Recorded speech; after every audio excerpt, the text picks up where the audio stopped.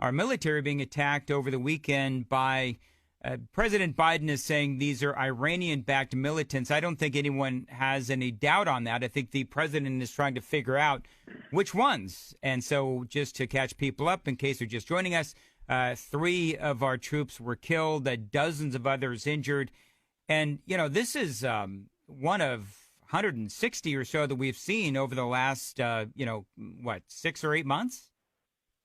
Yeah, since October, 160 plus in various locations. Iraq, certainly there in Syria, where we've got 800 or 900 troops, and then the attacks on ships, etc., there in the Gulf of Aden and the Red Sea area. So it's really escalated since October. 34, I believe, troops now have been identified. The number might rise in Jordan. 8 of those have been evacuated for more intentional medical support, which means their injuries were fairly significant.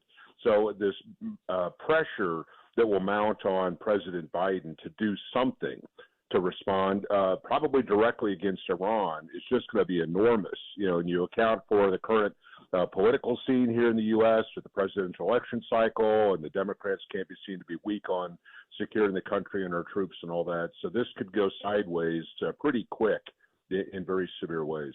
Well, let me ask you, Dakota, first of all, some basic questions. Why are we in this region in the first place, northeast Jordan? Yeah, so Jordan has been a pretty good ally or partner of the U.S. Since 9/11, and it's been a linchpin in regional relationships with Israel. We don't have many places where we can operate, Jordan being one of those. And the reason it's important today is it is right up against Syria. And I mentioned the forces we had in Syria, so the question is, why the heck are we there? And it really has to do with the Islamic State, that controlled a third of Iraq and half of Syria some years ago. That organization has not been completely destroyed. And Islamic State and then various militia groups supported by Iran continue to prosecute attacks against Israel. So the United States is in Syria to continue to mount attacks against Islamic State and some of its allies in that area, not just to support U.S. interests, but to support Israel as well. And you need support bases. So the reason we have troops in western Iraq is to support those operations against ISIS. And this facility in Jordan allows, as a support base, those operations in Syria. So it's all peripheral, but focused on what's going on in Syria, and that's why we've got folks in the region. Dakota Wood, foreign policy analyst with the Heritage Foundation, and our guest. So if you had to guess, Dakota, and I don't even know if it matters, does it matter which militant group it was? Because we know that Iran finances, a lot of these different groups. Does it matter which one it was, but do we know which one it was? Well, the specificity as to which one allows for the legal argument, that you're not lashing out wildly and you end up killing somebody that wasn't associated with the attack. So there are these fine points that are somewhat important. But your point is the larger one. None of these organizations would be able to do anything, to include Hezbollah and Hamas in southern Lebanon and in Gaza, were it not for direct support from Iran, from the training, the equipping, the moral and spiritual supports. And since all of this is religious wars oriented on that. So Iran facilitates and makes possible all of this mayhem in the Middle East. And the fact that they get to just stand off and say, oh, it wasn't our forces directly, they try to avoid any responsibility for that. But here in Washington, D.C., huge pressure for the U.S. to do something against Iran. Finally, sanctions haven't worked. Political isolation hasn't worked. It has to be military, and it risks then spreading this war, this conflict, much broader and dragging the U.S. into yet one more conflict in the Middle East, right in the midst of a presidential cycle. And you're right. I will put it this way, and I did put it this way in the 5 o'clock hour. I believe that Joe Biden really did help create this mess, and it's a lot easier to prevent messes than it is to clean them up. And I think this is where we are right now with President Biden. You talk about the pressure within Washington, D.C. I want to play you a piece of audio. This is from John Bolton, and this is I think emblematic of that pressure from Washington D.C. One more point here.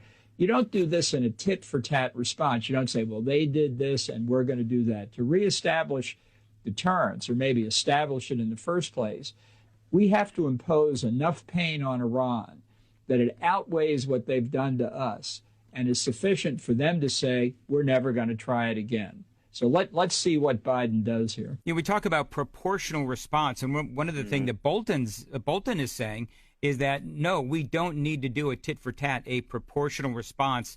What Bolton is saying, and Lindsey Graham and some of these other folks that, some would describe as war hawks, they're saying that we need to hit Iran and need to hit Iran really hard, out of proportion with what was done to us.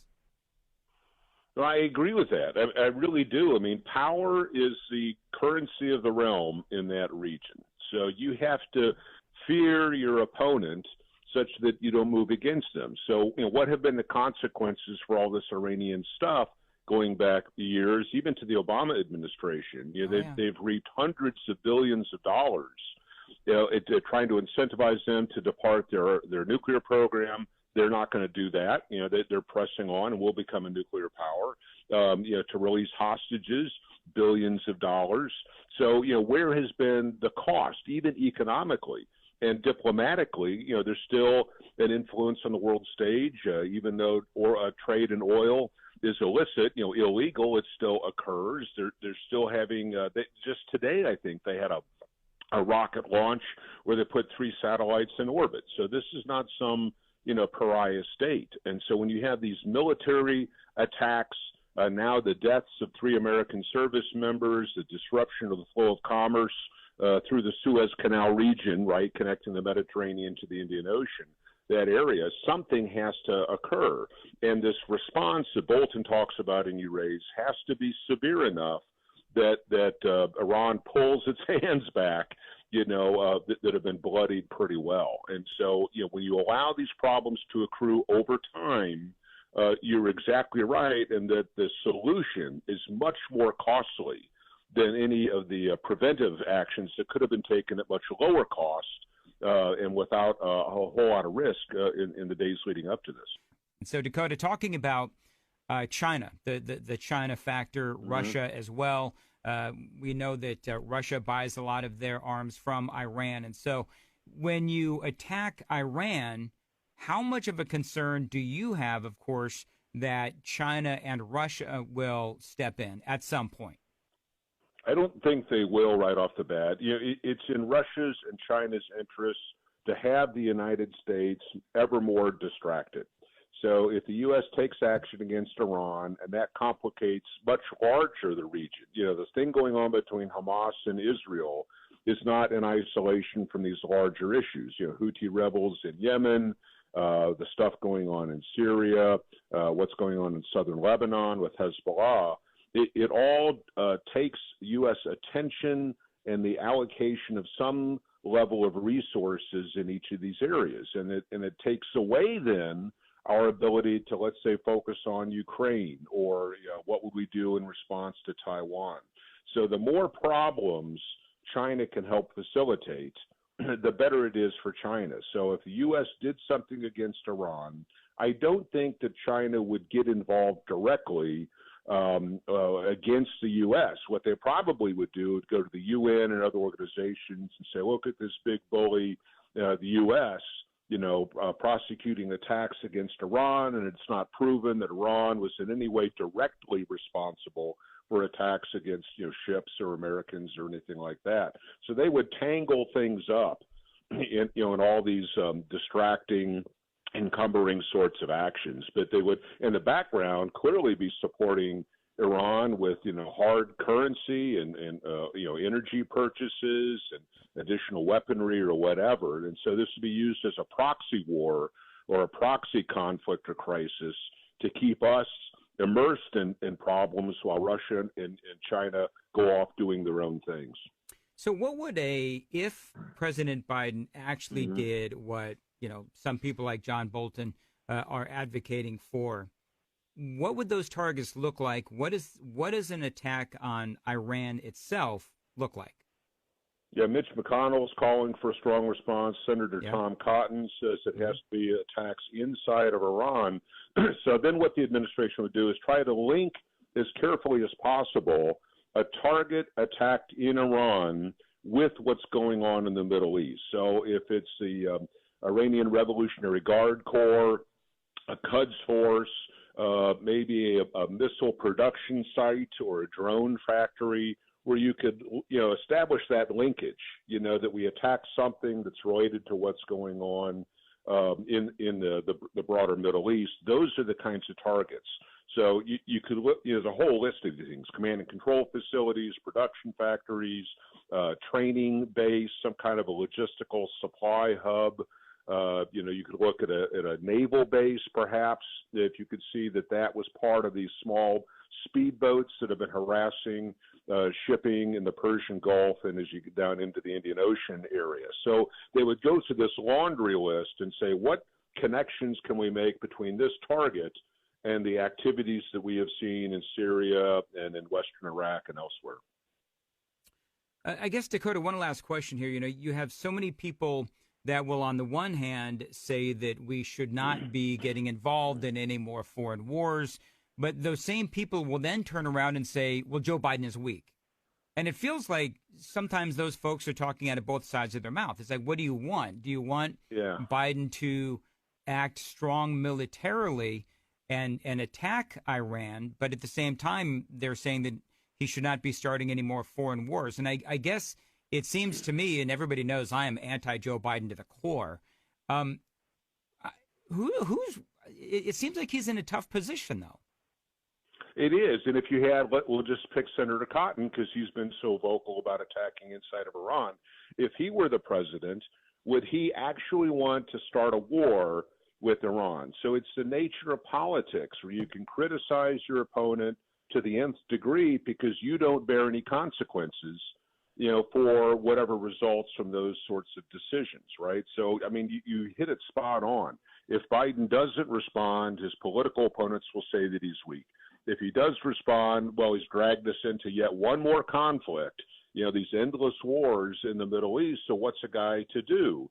And this would pertain to a President Trump or, Biden or Obama or George W. Bush or anybody. So it's completely different when you're in the Oval Office and you're having to issue an order that puts U.S. troops into a conflict situation and then deal with all the consequences that come out of that, right? So it's not going to be that we take action against Iran and then Iran just says, oh, I'm sorry, we'll never do that again. It is likely to spur some kind of repercussions, some kind of retaliation.